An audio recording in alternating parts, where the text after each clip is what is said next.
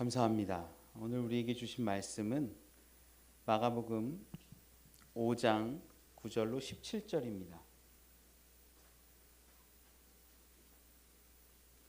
마가복음 5장 9절로 17절의 말씀,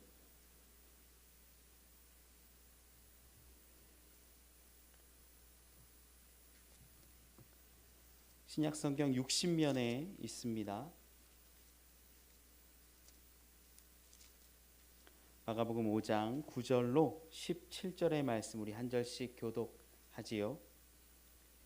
이에 물으시되 내 이름이 무엇이냐? 이르되 내 이름은 군대니 우리가 많음이니이다 하고 자기를 그 지방에서 내보내지 마시기를 간구하더니 마침 거기 돼지의 큰 떼가 산 곁에서 먹고 있는지라. 이에 간구하여 이르되 우리를 돼지에게로 보내어 들어가게 하소서 하니 허락하신대 더러운 귀신들이 나와서 돼지에게로 들어가매 거의 2,000마리 되는 떼가 바다를 향하여 비탈로 내리달아 바다에서 몰사하거늘 치던 자들이 도망하여 읍내와 여러 마을에 말하니 사람들이 어떻게 되었는지를 보러 와서 예수께 이르러 그 귀신 들렸던 자 곧 군대 귀신 집혔던 자가 옷을 입고 정신이 온전하여 앉은 것을 보고 두려워하였더라. 이에 귀신 들렸던 자가 당한 것과 돼지의 일을 본 자들이 그들에게 알림해 같이 우리 한 목소리로 읽죠. 그들이 예수께 그 지방에서 떠나시기를 간구하더라. 아멘.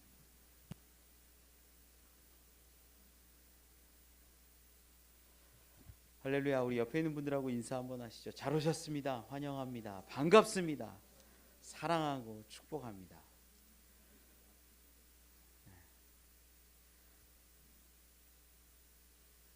세상에서 가장 더러운 것을 이야기할 때, 이 하찮은 것을 이야기할 때 똥에 비유할 때가 있어요. 그런데 그 똥물을 복용하는 사람이 있습니다. 바로 국악의 명창들이에요. 그 똥물을 어떻게 얻는지 이야기를 들어보니까 재래식 화장실에 큰 죽통, 대나무 속을 파서 거기다가 꽂는답니다. 그래서 그 안으로 이제 죽통을 지나서 이제 똥물들이 들어오는 거죠. 한 달 정도 숙성시켜서 그것을 꺼내요. 그리고 면보에 이렇게 걸러서 나름 맑은 똥물을 얻는답니다. 그걸 병에 잘 넣어놓고 조금씩 장복한다고요. 냄새나 이런 것이 좀 역하면 생강을 조금 곁들여서 꾸준히 먹는다고 합니다. 그러면 목이 부르트고 안 좋고 찢어지고 했던 소리들이 명창의 소리로 바뀐다고 해요. 가수 조관우 씨의 부친으로 유명한 조통달 명창, 인간 문화재 신영희 명창, 박동진 명창 이런 분들까지 다 젊은 시절에 똥물을 복용했다고 합니다. 젊은 시절에 상한 목을 달래려고 똥물을 걸러 마신 거예요. 원하는 소리를 얻기 위해서, 득음하기 위해서 소리 하나 때문에 똥물을 마시는 사람들입니다.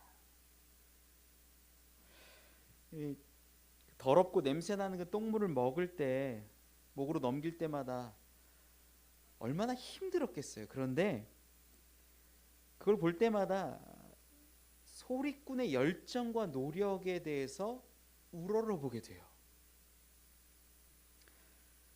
그들에 비하면 우리의 삶은 어떻습니까? 똥물을 마시는 것만큼 고난과 고통, 어려움을 감당하면서 살아가고 있습니까? 우리는 조금 쉽게 사는 것 같습니다. 어려운 것 피하고 좀 쉬운 것만 추구하고 불편한 건 모른 척하고 싫은 것 지내가며 이 세상 살아가는 사람들이 참 많습니다. 신앙도 그래요. 교회 안에서 불편하고 힘든 건 잠깐입니다. 잠깐 눈 딱 감으면 지나가요. 그리고 또 원래대로 신앙생활 하면 되거든요. 한 찬송가 기자의 고백처럼 예수님께서는 벌레만도 못한 우리에게 우리의 삶에 직접 당신의 삶을 담그셨어요. 죽어 마땅한 사람들을 돌보고 창녀와 세리와 가난하고 병든 자, 귀신 들린 자, 이런 사람들을 돌보고 치료하시고 그들과 함께 하셨어요. 심지어 그들에게 내가 이들을 위해서 왔다라고 말씀하시고 그들의 친구라고 고백하세요. 그들의 아픈 상처들, 고름들, 그것을 짜내시고 치료하시고 온전케 하셨습니다. 우리 주님께서 우리를 위해서 대신 십자가를 지시기도 했습니다. 저는 우리 주님의 열정이 바로 이러한 것에 있는 것 같아요. 여러분은 열정을 위해서 무엇을 하며 어디까지 헌신하며 살아갈 수 있습니까? 오늘 본문은요, 이 거라사라는 지방에 가셨는데, 이 거라사라는 지방에 귀신을 만난 이야기입니다. 예수님이 복음을 막 전하고 여기저기 돌아다니셨는데 이곳에서 처음 만난 사람이 이 군대라는 귀신 들린 사람이었어요. 마가복음 5장 2절에 보니까 이 배에서 나오심에 곧 더러운 귀신 들린 사람이 무덤 사이에서 나와 예수를 만나니라, 이렇게 기록해요. 그러니까 이 도시, 이 마을에 처음 내디디었을 때 처음 만난 사람이 귀신 들린 광인이었다라는 거죠. 이 사람을 보고 나니까 이 사람 안에 있었던 귀신들이 예수님하고 대화해요. 오늘 본문이 그 장면 아닙니까? 그리고 예수님께 간구합니다. 자기를 그 지방에서 내보내지 마시기를. 그리고 12절에 보니까 우리를 돼지에게로 보내어 들어가게 하소서라고 간청해요. 예수님이 허락하셨어요. 그랬더니 본문 말씀에서 보니까 거의 2,000마리 되는 떼가 바다를 향하여 비탈로 내리달아 바다에서 몰사했다라고 말씀합니다. 이 상황을 다 지켜봤던, 돼지떼를 쳤던 사람, 또 그 사람들이 읍내에 가서 마을 사람들에게 다 이야기하고 나니까 사람들이 와서 예수님을 찾아본 거예요. 그리고 그들이 뭐라고 얘기하냐면 17절에 그들이 예수께 그 지방에서 떠나시기를 간구하더라. 여기 두 가지 삶의 모습이 나옵니다. 하나는 예수님처럼, 또 예수님을 따라다니는 제자들처럼 어떤 무언가를 위해서 열심을 내고 열정을 내는 삶입니다. 또 다른 삶은 열정과 열심은 있는데 그 방향이 다른 사람들이에요. 그 사람들이 아마 거라사 지방의 사람들이었을 겁니다. 저는 여러분들이 우리 주 예수님을 따라, 그리스도를 따라 살아가는 사람들이 되기를 원합니다. 우리의 열정이 어디 있는지, 우리의 열정이 무엇을 향하고 있는지 함께 은혜 나누어 보기를 소망합니다. 첫 번째는요, 세상을 향한 열정으로 사는 사람은 예수님을, 복음을 배척한다라는 거예요. 창세기 11장에는 바벨탑 이야기가 나옵니다. 이 바벨탑 이야기가 사람들이 왜 이 탑을 쌓는지 이유도 거기 기록이 되어 있어요. 4절 말씀에, 창세기 11장 4절에 우리 이름을 내고 온 지면에 흩어짐을 면하자 하였더니, 이렇게 기록해요. 무슨 말이냐면 흩어지는 게 두려운 거예요. 이 두려움을 해소하기 위해서 그들이 벽돌을 구워서 탑을 쌓기 시작했던 겁니다. 흩어짐에 대한 불안 해소를 위한 일. 우리도 그렇죠. 우리 주변에 누가 있어야 불안감이 사라지는 사람들이 있어요. 혼자 있을 땐 두렵고 불안한 사람들이 생각보다 많아요. 무언가를 위해서 모아놓는 사람들도 있습니다. 노후를 위해서 돈을 모아야겠다.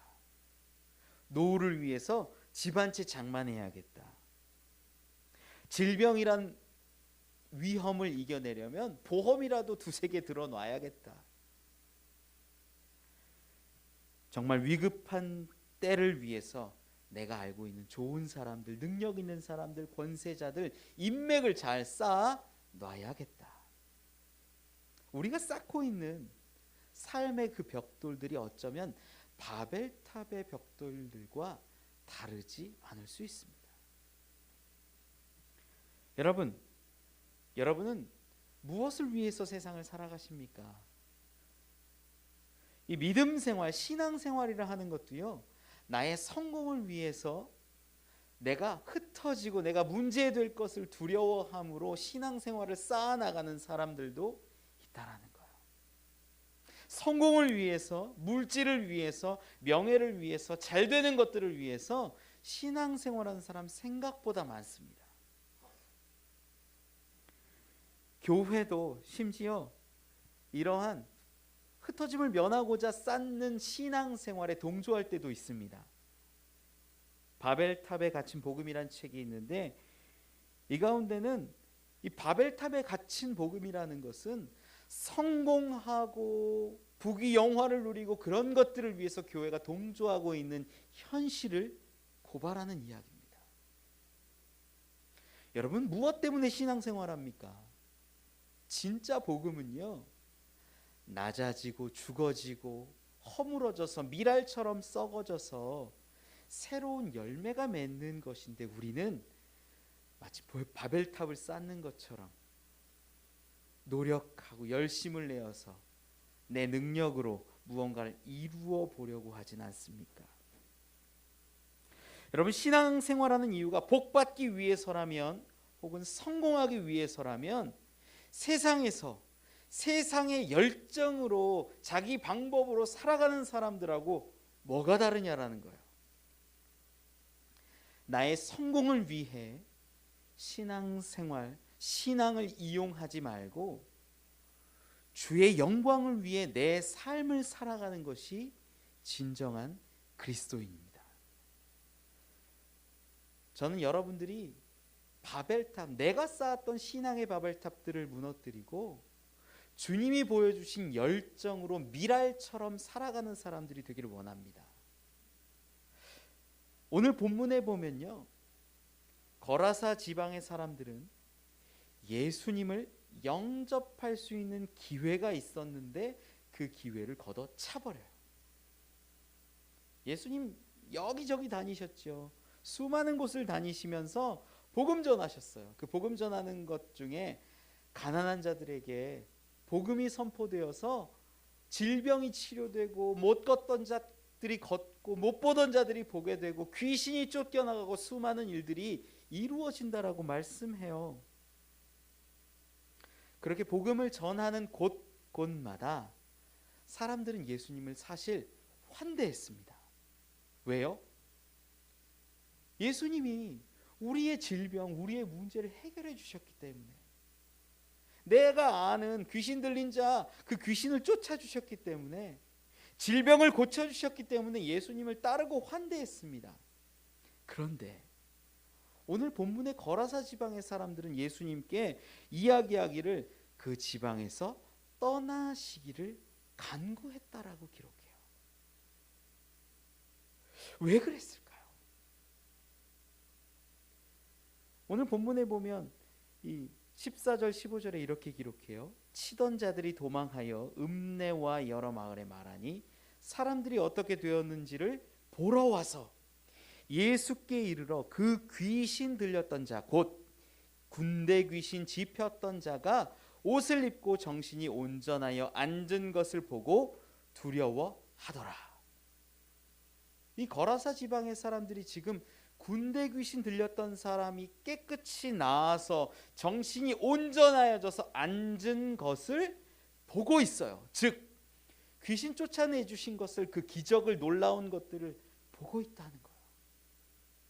그런데 왜 예수님이 이 지방을, 이곳을 떠나시기를 바랄까요? 이 사람들 두려워했다라고 성경에 기록하지요. 15절 마지막에 보면 두려워하더라. 예수님의 능력을 보았습니다. 예수님이 귀신 쫓으신 것을 보았습니다. 예수님이 한 사람을 살리신 것을 보았습니다. 그 마을 사람들은 군대 귀신 들린 자를 위해서 그를 묶어 놓기도 하고 쇠고랑으로 채워보기도 했지만 가둘 수 없던 자였어요. 그런데 그가 온전해진 것을 보고 두려워합니다. 그리고 떠나시기를 간구하는 거예요. 왜 그랬을까? 거기에는 바로 돼지떼가 우리에게 깨달음을 주고 있다라는 거예요. 이 동네에도 아픈 자, 병든 자 정말 많이 있었을 겁니다. 병에 걸린 자도 있고 귀신 들린 자도 또 있었을지 몰라요. 수많은 어려움에 닥친 자들이 있었는데 예수님이 왜 떠나시기를 간구했는가? 돼지떼가 그들 가운데 삶의 아주 중요한 부분으로 드러났기 때문이에요. 돼지는 율법에 의하면 부정한 짐승입니다. 레위기 11장 7절 8절에 이렇게 기록해요. 돼지는 굽이 갈라져 쪽발이므로 쪽발이로되 책임지를 못함으로 너희에게 부정하니 너희는 이러한 고기를 먹지 말고 그 주검도 만지지 말라. 이것들은 너희에게 부정하니라. 그런데 본문에 보면 돼지떼 치고 있다가 비탈로 내리 달아서 몰살한 그 돼지가 얼마나 되냐면 2,000마리 정도. 어마어마한 돼지떼죠. 엄청난, 가정에서 그냥 몇 마리 키우는 정도가 아니라 산에서 있었던 산돼지가 아니라 이들을 정확하게 치고 있었던 목자들도 있었고 이 돼지를 키우는 것이 산업이었다라는 거예요. 2,000마리나 되는 돼지를 치고 있으니까 말이죠. 2,000마리나 되는 돼지를 키우고 있다라는 것은 무엇을 의미합니까? 율법이 그 가운데 있고 말씀이 있고 부정하다라고 정해주신 것들이 있음에도 불구하고 자기 마음대로 자기 뜻대로 사는 사람들이 이 가운데 많이 있었다라는 거예요. 2,000마리나 되는 돼지를 키우고 있다는 것은 산업이고 부정한 그 산업이 그들의 삶에 만연하고 자연스럽고 아주 팽배했다라는 것이죠.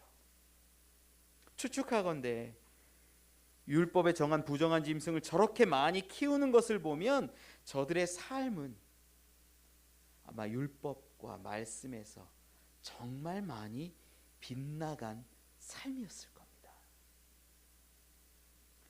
그들은 병자 몇 명 고치고 살려주시는 것보다 물질과 돈을 모으는 것이 더 중요하고 그들의 죄악되고 추악한 삶이 예수님 앞에서 드러나는 것을 싫어했을 수도 있다라는 거예요. 그러니 더 이상 이 마을에 읍내로 사람들 많은 곳에 오지 말아달라고 간청했겠지요. 이 마을 외곽에 있는 산 비탈에도 돼지 2,000마리나 키우면서 율법을 어기는 자들 투성인데 그 마을 안으로 깊이 들어가면 어떤 모습이었을까요? 정의는 사라지고 하나님의 말씀은 율법은 사라지고 돈을 위해서 이득이 된다면 무엇이든 하는 사람들이 아마 주류가 아니었을까요? 지금도 교회 오는 것 싫어하는 사람들 있습니다. 많습니다. 세상의 기쁨, 즐거움이 너무 좋아서 술, 담배가 너무 좋아서 또는 돈 모으는 게 너무 재밌으니까 주일에도 돈 벌어야 되니까 교회를 멀리하고 주님을 멀리하는 사람들입니다. 불법을 저지르고 죄악 중에 거하다 보니까 아니 더 분명하게 보면 그것을 고치고 싶지 않으니까 주님을 배척하는 거예요. 잘못인 것을 알고 있어도 잘못을 떠나고 싶지 않은 사람은 당연히 예수를 배척할 수밖에 없습니다. 당연한 이치예요. 야, 내가 세상 건 너무 즐겁고 내가 세상에서 악을 행하는 거 너무 즐거워, 기뻐, 내가 사기치는 것도 즐거워, 그러면서 교회에서 하나님 감사해요, 찬양해요.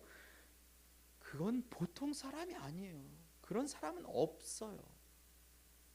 사람이 한결같을진데 하나님을 사랑하면 죄악을 미워하는 게 당연합니다. 그런데 우리 안에 하나님을 사랑함이, 예수 그리스도를 사랑함이 없다면, 그분을 배척하고 있다면, 말씀대로 살아가려는 삶을 보이지 않는다면 어쩌면 우리 안에 죄악이, 불법이 만연하고 있는지도 모른다라는 것입니다. 예수님이 뭘 잘못해서 배척합니까? 예수님은 그저 붙잡혀 있었던 사람, 죽어가는 사람, 그 지방 사람들에게도 버림받아서 쇠고랑 차고 묶여 있었던 그 사람, 무덤 사이 가운데 울부짖고 있었던 그 사람, 귀신 쫓아준 것밖에 없어요. 그런데 사람들은 예수님을 배척해요. 내 물질이, 내 사업이, 내 범죄가, 내 불법이 드러날까 전전긍긍하고 있었다라는 것입니다. 여러분, 여러분의 삶을 돌아보시길 바랍니다. 나는 정말 주를 사랑하고 기뻐하고 주님께 나아가고 있는가? 아니면 내 불법으로 인하여서, 율법을 지키지 않음으로 인하여서 주를 배척하고 주께로부터 등 돌리고 있는가? 내 삶의 모습들을 바라보면 우리가 회개할 수 있다라는 것입니다. 이제 주님께 나아올 수 있는 저와 여러분 되시길 축원합니다. 그럼에도 불구하고 우리는 복음 전하시는 예수님을 본문을 통해서 발견해요. 전도는요, 강팍한 사람들, 완악한 사람들에게 잘 안 됩니다. 예수님을 거부하고 물질을 더 사랑하고 불법을 더 사랑하는 자들, 그런 사람들 예수님 아무리 이야기해도 잘 안 들어요. 그런데 이러한 마을과 이러한 상황과 어려움 가운데서도 주님은 그곳을 향해 가셨음을 우리는 발견해요. 그것이 세상을 향해 살아가는 사람과 다른 그리스도인의 모습입니다. 두 번째 은혜 나누었으면 하는 것은요, 그리스도인은 생명을 위한, 복음을 위한 열정으로 살아간다라는 것입니다. 오늘 본문 이 거라사 지방에 오시기까지 바로 전 이야기를 보면 마가복음 4장이 나오는데, 마가복음 4장에서는 예수님이 고향에 가셨다가 배척당하고 이 바닷가에서 사람들에게 복음을 전하는 이야기가 담겨 있어요. 이 사람들에게 복음을 전하는데 여러 가지 복음을 전하세요. 씨 뿌리는 자의 비유 같은 경우에는 좋은 땅에 씨앗이 심기면 열매 맺는다, 이런 가르침도 주시지요. 그런 가르침을 저녁까지 주시고 나서 쉬셔야 되는데 쉬시지 않고 저녁 때가 되었을 때 배를 타고 저 건너편 지방 마을로 건너가자라고 예수님 말씀하세요. 그리고 떠나와서 도착한 곳이 오늘 이 거라사 지방이거든요. 쉬셔야 되는데 쉬시지도 않아요. 그리고 이 배를 타고 거라사 지방까지 넘어오는 과정에서 마가복음 이 4장 이야기 가운데 풍랑을 만납니다. 어마어마한 바람을 맞아서 배에 물이 가득해서 배가 잠기게 되었고 그 제자들의 말을 빌려서 말하면 죽게 되었다, 이렇게 말하거든요. 이 죽게 된 상황, 환경, 그리고 예수님의 육적인 피로도, 이런 것 따지면요, 거라사 지방에 굳이 안 가는 게 맞아요. 사람들은 싫어할 것이고 폭풍으로 배에 물이 가득 차서 어려움을 당했고, 그리고 그저 한 사람 때문에 그 거라사 지방에 가셨다라는 거. 우리의 보통 인간적인 생각으로는 이해하기 힘듭니다. 효율의 관점에서 한번 보세요. 여러분, 한 사람을 위해서 한 사람 귀신 고치려고 저 멀리서 배를 타고 수많은 제자들하고 같이 배 몇 척을 끌고 밤새 뱃길을 달려올 수 있을까요? 폭풍 후에 휘몰아쳐서 죽음의 고비를 넘어가면서 한 사람 바라보고 그곳에 올 수 있을까요? 예수님의 사역, 효율의 관점에서 보면 정말 비효율적인 사역이었어요. 왜 제대로 쉬지도 못하고 죽을 어려움 고비를 겪어가면서 그 마을 거라사 지방 사람들 예수님 배척했는데 딱 한 명 그 사람 구하고 살리고 다시 돌아오셨을까요? 저는 이것에서 우리 주 예수 그리스도의 열정을 발견합니다. 열정, 복음을 향한 예수님의 열정, 생명을 향한 예수님의 열정이 여기 있다라는 것입니다. 예수님의 열정은요, 효율이 아니었어요. 예수님의 열정은 가성비도 아니었어요. 예수 그리스도의 열정은 단 한 영혼, 단 한 명을 살리기 위해서 헌신하는 삶이었다라는 겁니다. 예수님은 본체가 하나님과 같은 분이시지만 당신의 자리를 버리고 이 땅에 오셔서 당신을 향한 한 영혼을 향한 열정을 그대로 드러내십니다. 고난당하시고 십자가에 달리셔서 물과 피를 흘리십니다. 이것이 놀라운 열정이라는 거예요. 본문에 나타난 이야기를 보십시오. 배경을 보십시오. 폭풍을 뚫고 쉬지도 않은 채로 단 한 사람을 위해서 그 마을에 복음을 전하고 귀신을 쫓아내고 한 사람 고치려고 그곳에 왔다라는 것, 이것이 예수님의 놀라운 열정입니다. 우리는 어떠한 가치를 이야기할 때 화폐로 환산하는 걸 참 좋아해요. 그 화폐로 환산하는 게 편하기 때문이에요.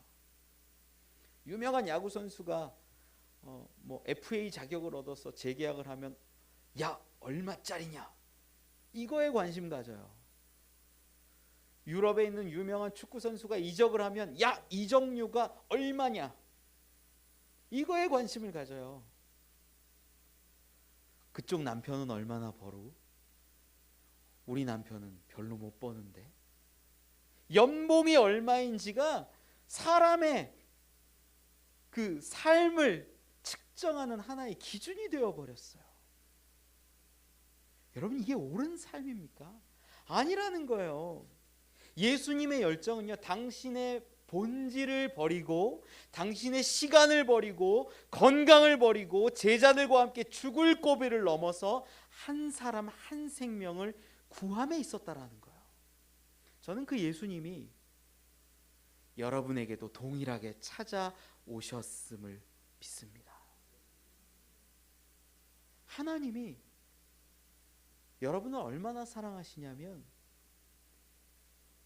정말 사랑하는 독생자 외아들, 그 아들을 이 땅에서 십자가에 달려 죽기까지 여러분을 사랑하시고 구원하고 싶으시고 여러분을 바라보셨다라는 거예요.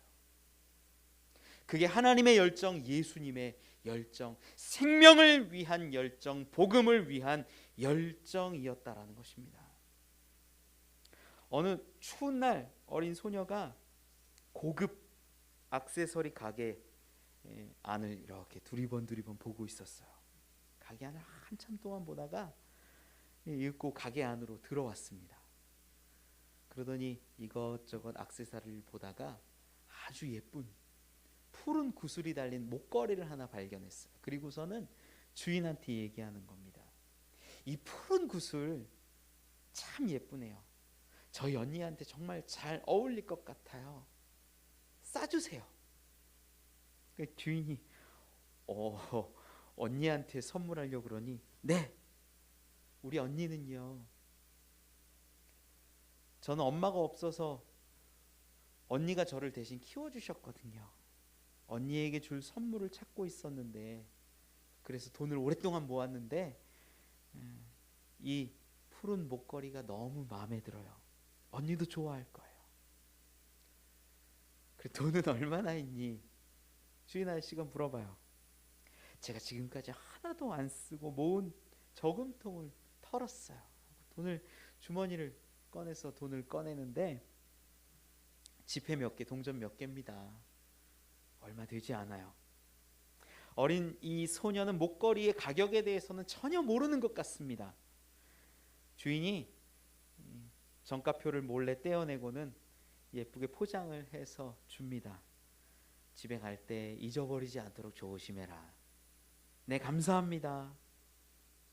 아이가 돌아갔는데 다음 날 언니로 보이는 한 여인이 목걸이를 내 보이면서 묻는 겁니다.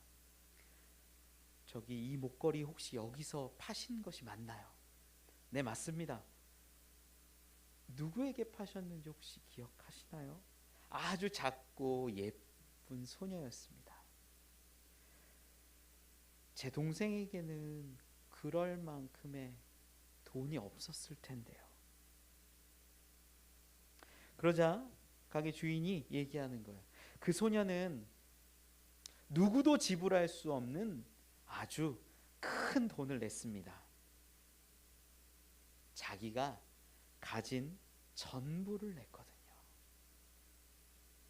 액세서리, 보석, 이 목걸이를 판매한 이 가게 주인은 작은 소녀의 마음, 언니를 너무나 사랑하고 언니에게 무언가를 해주고 싶어하는 그 마음, 자기가 오랫동안 모은 것으로 언니에게 줄 선물을 사려 하는 그 마음이 너무나 값졌던 거예요.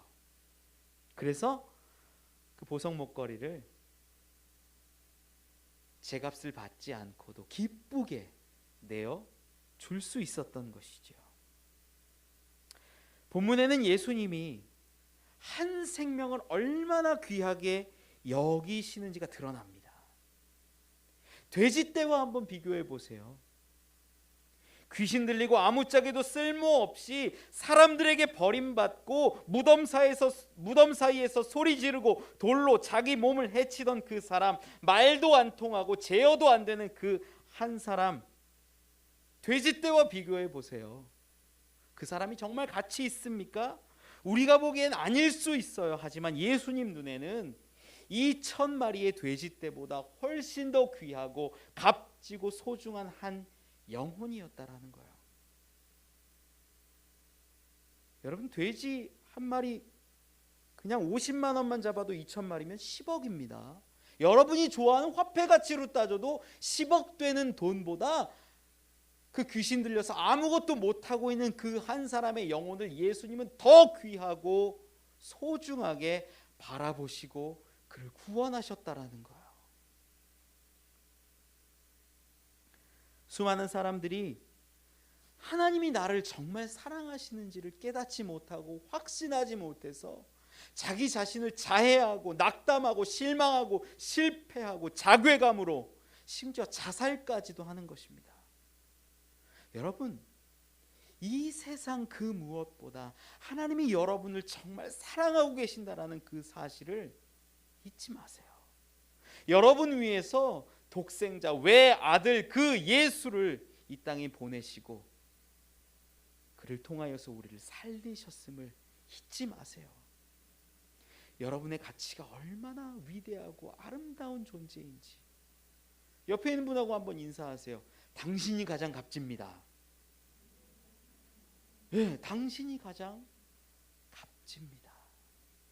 그 무엇보다 돼지 2000마리보다 10억보다 100억보다 1000억보다 값지고 소중한 게 여러분이라는 거예요. 그 사실을 알지 못해서 우리가 실패하고 낭망하고 어려움에 닥치고 몸을 해치는 것 아닙니까? 여러분, 아니에요.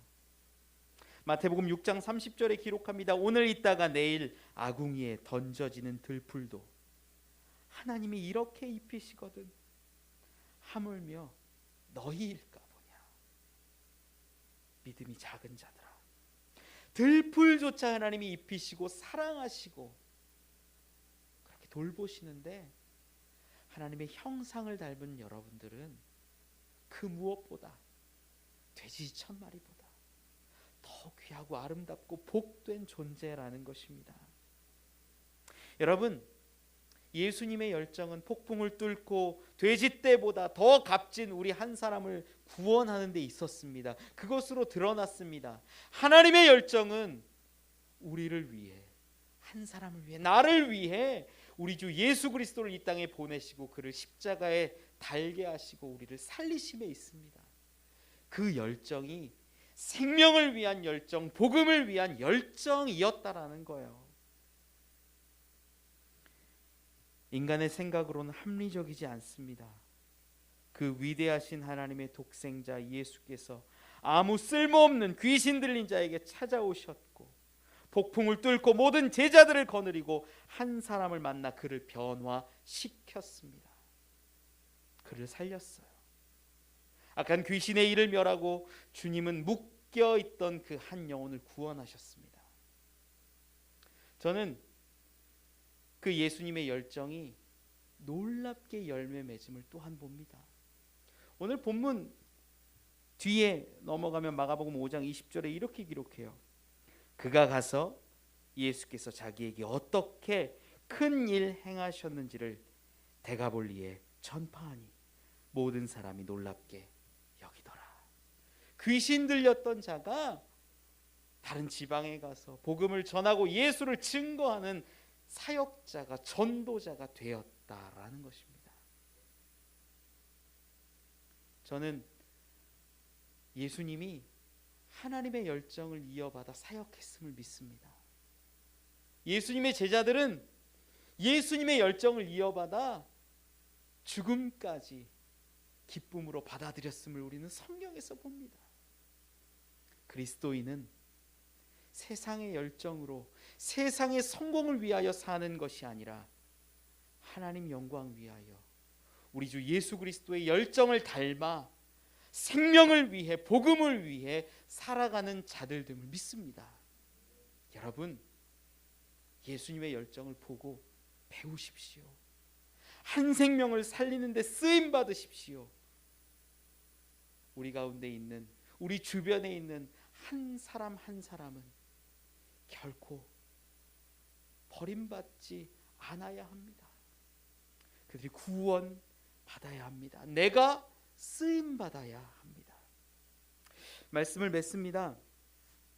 이 세상에서 복음을 전하는 것, 전도하는 것, 영혼 구원하는 게 제일 어렵다고 해요. 그런데 본문을 통해서 보면요, 우리가 제일 어렵지 않은 것임을 또한 알 수 있어요. 열정만 있으면 돼요. 전도요? 예수님이 거라사 지방에 가셔서 능력을 보여주시고 복음 전하려 하는데 사람들이 거부하잖아요. 이 지방에서 떠나시기를 간구하니라. 그러면 떠나가면 돼요. 복음을 전했는데, 말씀을 전했는데, 난 안 믿을래. 알았어. 그리고 나중에 다시 찾아가면 돼요. 나중에 다시 찾아가서 이야기하고 고백하고 우리 삶에서 예수 그리스도의 향기를 드러내며 선한 모습으로 살아가다 보면 우리를 바라보며 복음의 기회가 다시 한번 열릴 줄 믿어요. 여러분, 삶으로 드러나는 복음의 전달자들이 되기를 원합니다. 미국의 낙농업자들이 우유 판매량이 갑자기 급감해서 이 낙농업이 큰 위기에 처한 적이 있다고 합니다. 그래서 낙농업자들이 큰 광고판을 고속도로에 붙이고 광고했다고 해요. 우유를 마셔주십시오. 그러면 성실한 낙농업자들을 도울 수 있습니다. 우유 판매량은 하나도 늘지 않았습니다. 오히려 줄고 있는 지역도 있었습니다. 뭐가 문제인지 몰라서 광고 업체에 컨설팅을 의뢰했는데 새로운 문구로 광고판을 만들었대요. 건강하고 멋진 모델을 써서 이 우유를 마시고 있는 장면을 사진을 쫙 걸어놓고 우유를 드시고 저처럼 건강해지세요. 문구를 써놨답니다. 그랬더니 거짓말처럼 우유 판매량이 폭발적으로 증가했다고 하죠. 복음을 전할 때 가장 중요한 것은 논증이나 토론이 아닌 삶으로 나타내는 것입니다. 저는 우리 주 예수 그리스도의 삶이, 이 열정의 삶이, 생명을 위한 삶이 우리에게 감동으로 다가오고 죽어가는 영혼들에게 생명으로 다가갈 줄 믿습니다.